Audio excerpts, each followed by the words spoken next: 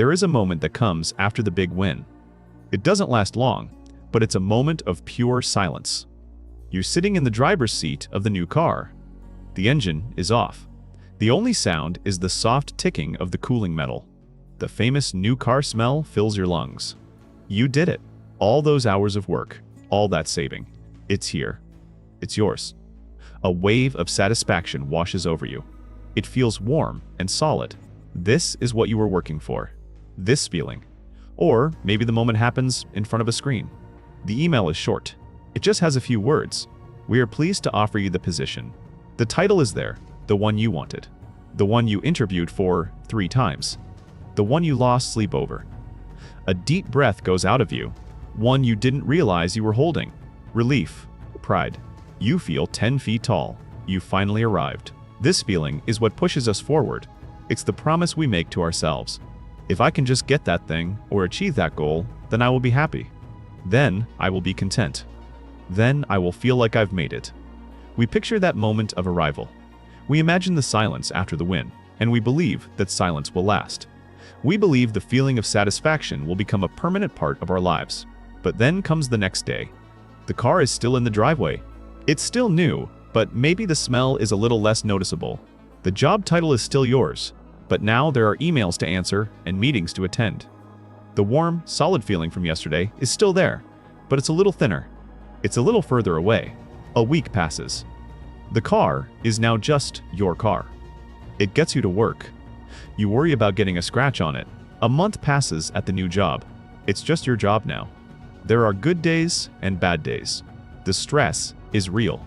The title doesn't make the difficult tasks any easier. And one day, you find yourself standing in your driveway or sitting at your new desk, and a strange thought enters your mind.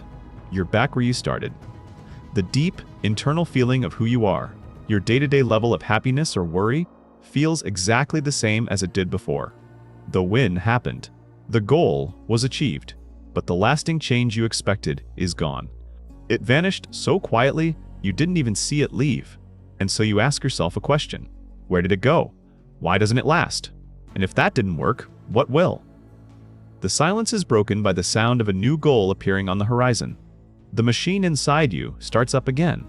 The race begins anew. Let's tell a story about a man named Mark. Mark is not a special person. He is like many of us. For years, he lived in a small apartment in the city. It was fine. It was a place to sleep. But it never felt like home.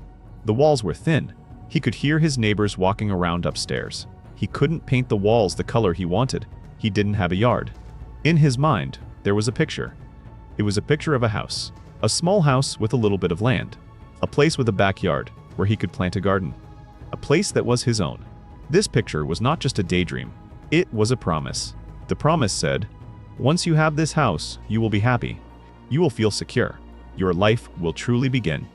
This promise guided Mark's life for 5 years. Every decision was made with the house in mind. He took on extra shifts at work. He stopped going out to eat with friends. His lunch was a simple sandwich he made at home.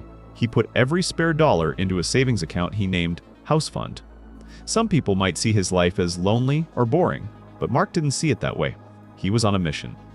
The promise of the house made the sacrifices feel meaningful. He spent his nights on real estate websites. He looked at pictures of kitchens and backyards. He imagined his life in those spaces. He could almost smell the cut grass in the summer. He could almost feel the warmth of a fireplace in the winter. These images were the fuel that kept him going. They made the long hours and the quiet weekends feel worth it. The house was the finish line. Once he crossed it, he could finally rest. After 5 years of relentless saving, the day came. He had enough for a down payment.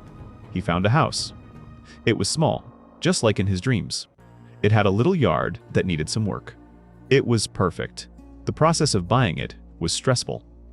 There were papers to sign, phone calls to make, moments of panic. But he kept the picture in his head. He was so close. Then, it happened. He got the keys. He walked into his very own house for the first time. The rooms were empty. They echoed with every step he took. He stood in the middle of the living room, and the silence was beautiful. It was the silence of achievement. He had done it. The promise was fulfilled. The feeling was overwhelming. It was joy and pride and relief all mixed together. He had never felt anything like it. The first few weeks were magical. He spent all his free time at the house. He painted the walls the exact color he wanted. He bought a lawnmower and cut the grass. Every little task felt like a celebration. He would sit on his back porch in the evening and just look at his yard.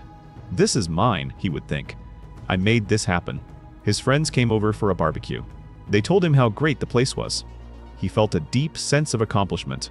The promise had come true. But then, things began to change. The change was slow, almost invisible at first. The house was no longer new. It was just home. The yard that was a source of pride now felt like a chore. The grass grew too fast.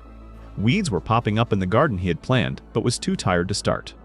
One rainy Saturday, a pipe started leaking under the sink. He spent the whole weekend trying to fix it. It was expensive and frustrating. He missed his old apartment, where he could just call the landlord. The house, which was once a symbol of freedom, now felt like a huge weight of responsibility. About a year after he moved in, Mark was driving home from work. He pulled into his driveway, looked at his house, and felt nothing. There was no joy. There was no pride. There was just a building that needed its gutters cleaned. He went inside and sat on his couch. He realized something that deeply disturbed him. His baseline feeling, his day-to-day mood, was exactly the same as it was in the small apartment. He still worried about money. He still felt lonely sometimes. He still got stressed at work. The house had not fixed him. The promise was broken. The incredible feeling he had when he first got the keys was now just a faint memory. And a terrifying thought began to form in his mind. "I worked so hard for this, and it didn't work. What do I chase now?" The finish line he had crossed had disappeared behind him, and ahead of him was just an endless, open road. The race, he was starting to understand, was not over. It was never going to be. What happened to Mark is not a personal failure. It is not a flaw in his character. What he experienced is a core part of the human operating system. It's a feature, not a bug. It happens to all of us. It has a name. Scientists call it hedonic adaptation. But a more useful name is the hedonic treadmill. Imagine you are on a treadmill at a gym.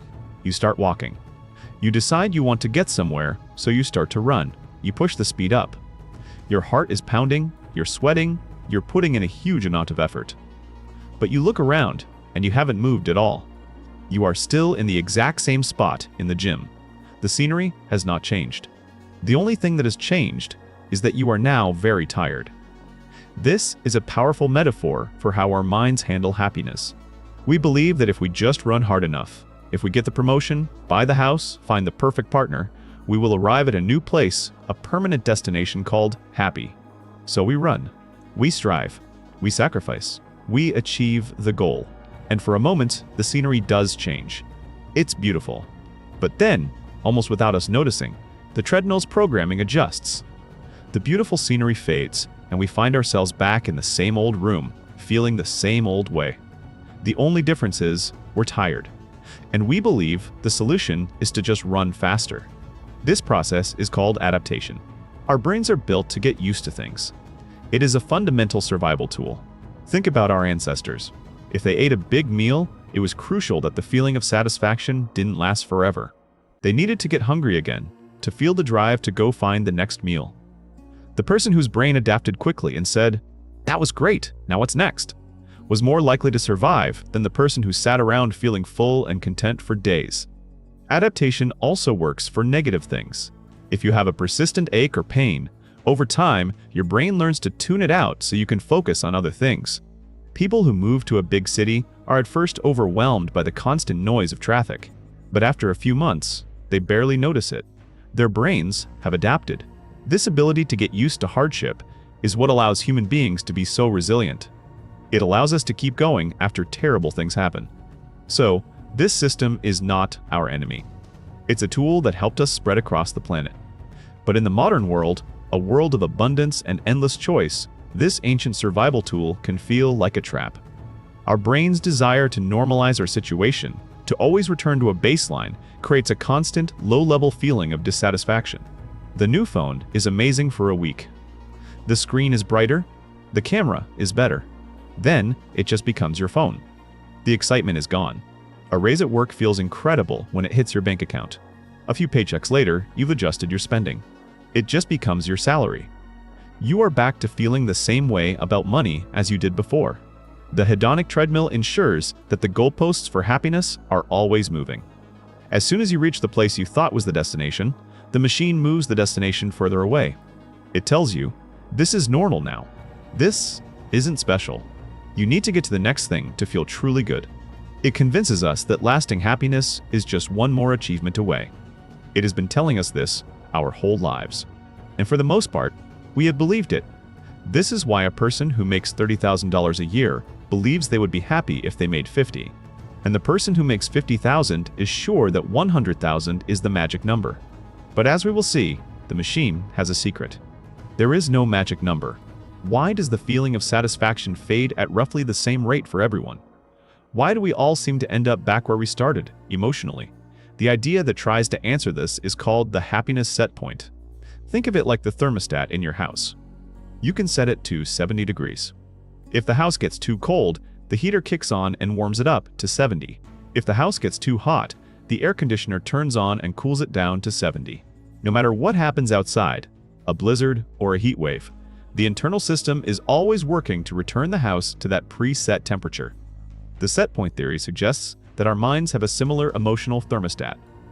Each of us has a baseline level of happiness, a set point that is partly determined by our genetics and our personality.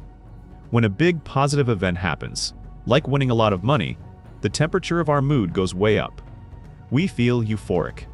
But our internal thermostat senses this change and begins working to cool us down, to bring us back to our normal baseline. When a big negative event happens, like a serious injury, our mood plummets. We feel despair.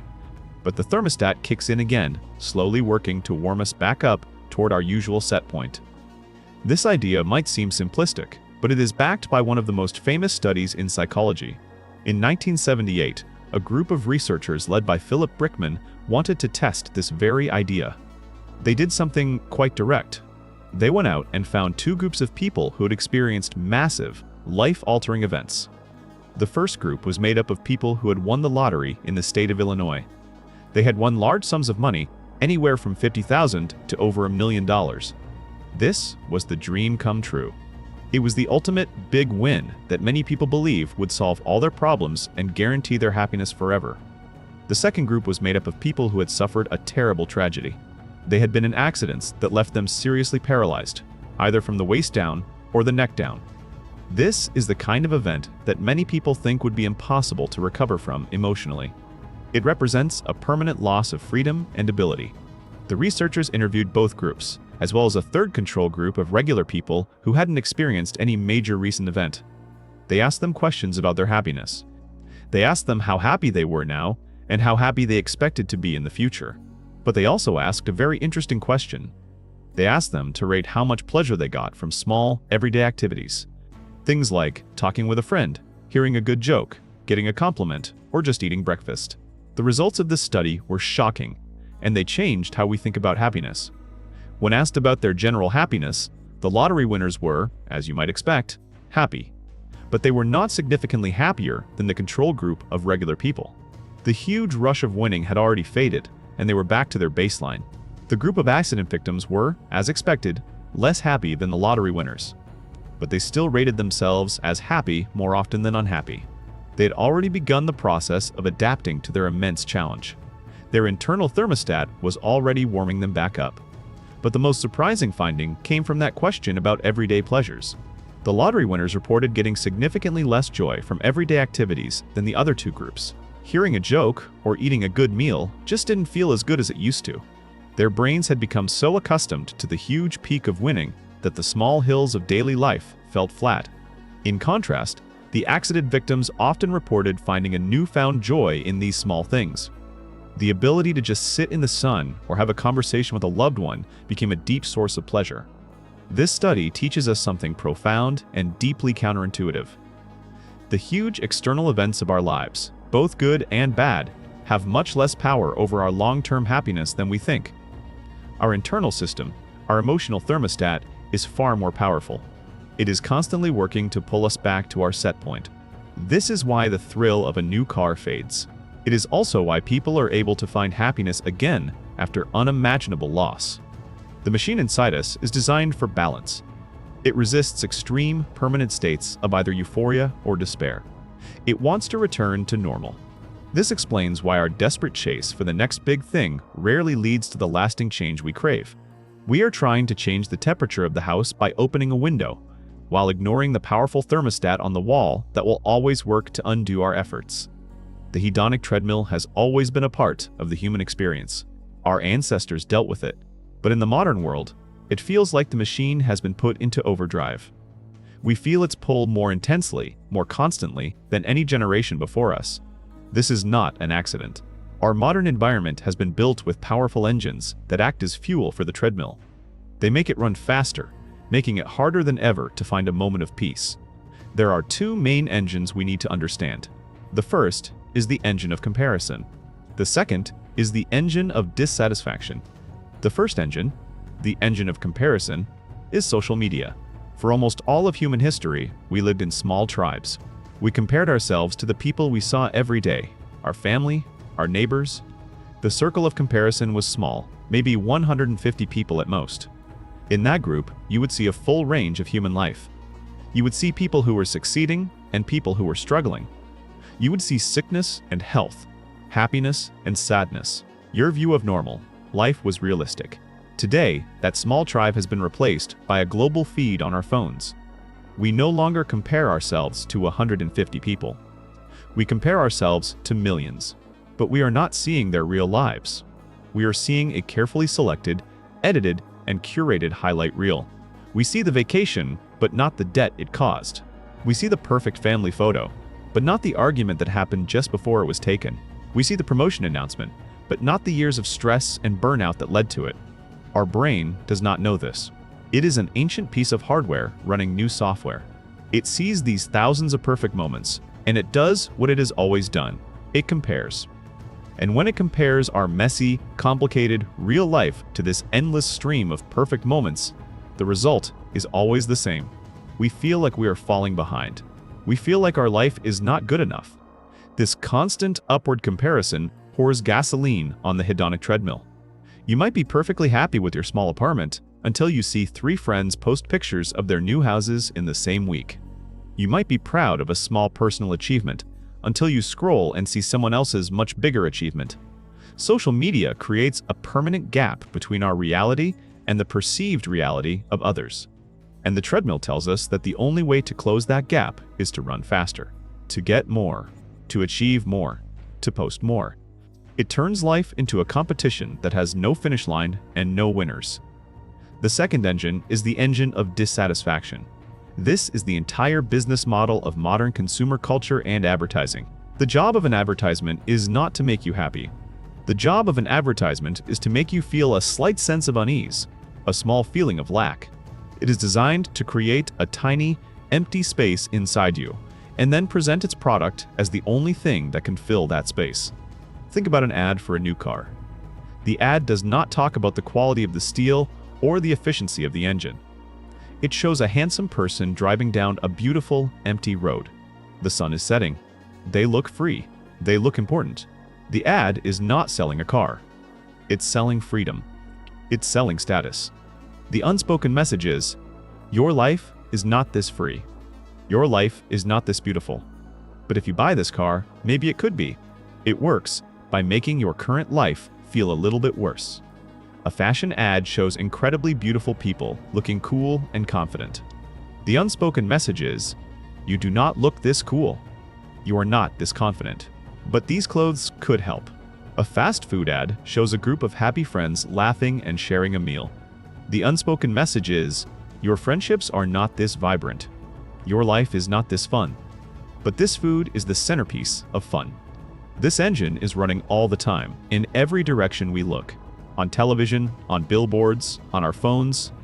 We are receiving hundreds, if not thousands, of messages a day telling us that we are not quite enough.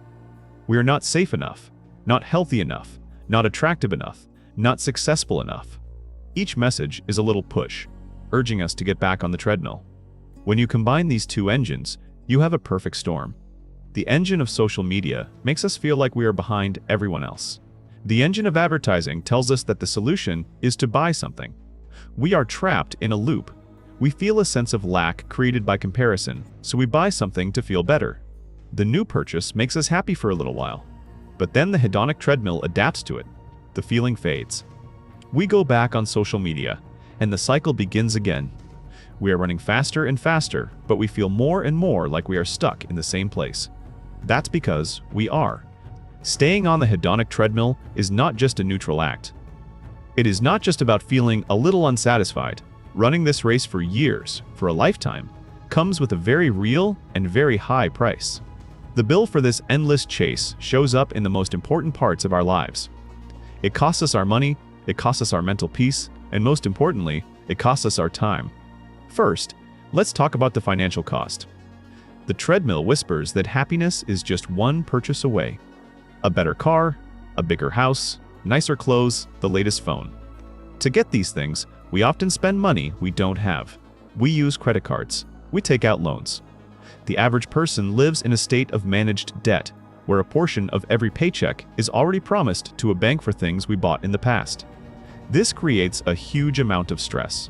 The joy of owning the new thing is quickly replaced by the low-grade anxiety of having to pay for it. The payments become a chain, tying us to jobs we might not like, because we need the income to keep up with the lifestyle we think we're supposed to have.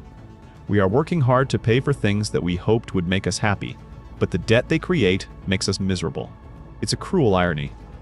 We go into debt to escape a feeling of lack, but the debt itself becomes a constant, heavy reminder of what we owe. Second, there is the mental and emotional cost. Constantly chasing the next thing is exhausting. It puts our nervous systems in a permanent state of striving. We are always looking ahead, planning for the next goal, worrying about whether we can achieve it. This makes it impossible to enjoy the present moment. We can be on a beautiful walk, but our mind is at work, thinking about how to get a promotion. We can be having dinner with our family, but we're distracted, scrolling on our phone, looking at what other people have. This leads to a pervasive sense of anxiety. We feel like we are constantly being graded, constantly falling short of an invisible standard. Even when we do succeed, the treadmill adapts so quickly that we don't get a chance to feel good about it. The success just raises the bar.